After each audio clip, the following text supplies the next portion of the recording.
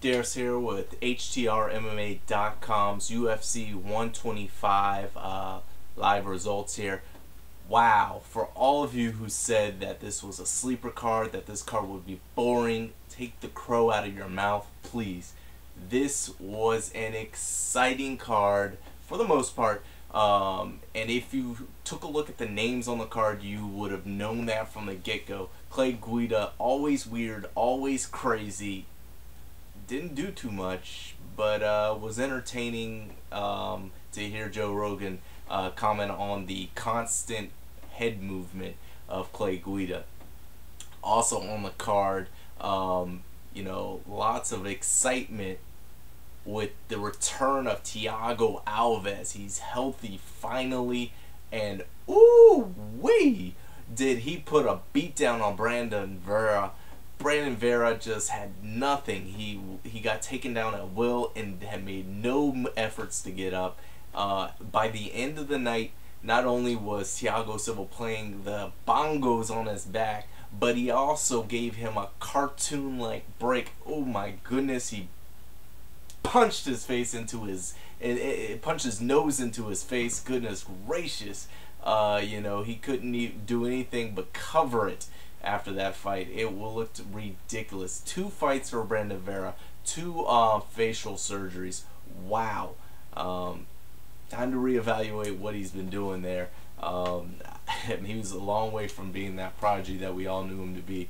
Also entertaining, Marcus Davis is his debut in dropping down in weight.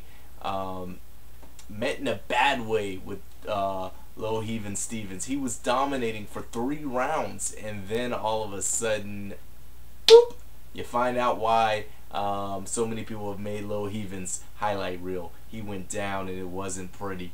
Speaking of going down, I don't know what they were thinking when they were building up Chris Lieben before this fight, as they were entering, saying, you know, something about, you know, role models. I'm not sure about his legal issues. They're still pending.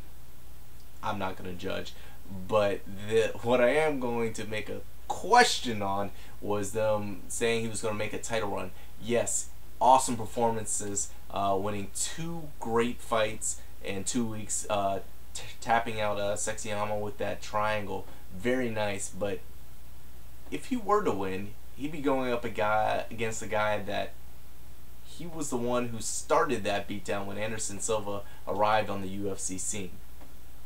But anyways, we know exactly what we get when we take Chris Lieben in the cage. Hard nose, pressing the action. Man, did he take a beating over and over by Brian Stann. But Stan the Man is his new nickname. He did his thing, and hey, he's looking for you know, the next big thing. He says, you know, the South Korean says he's looking for GSP. Yeah, he beat up, he was able to dominate Diaz in every facet of the game, it looks like, but I don't know if he's ready for GSP just yet. But the reason why people are saying this pay-per-view buys were going to be low, the reason why they said this is going to be a boring fight, was Gray Maynard versus Frankie Edgar. If you saw the first fight, it was dominated by Gray Maynard, as the wrestling was outclassed. Not the same fight. Oh my gosh, destroyed Frankie Edgar in the first round there, busted his nose like a bloody faucet, but yet he couldn't finish the fight. Could not 97 punches strong, could not finish the fight. Punched his way out, punched himself out. Second round, he said himself he just had to lay back, lost that round. I think he won the 3rd, and I give it to Edgar that he lost the last 2.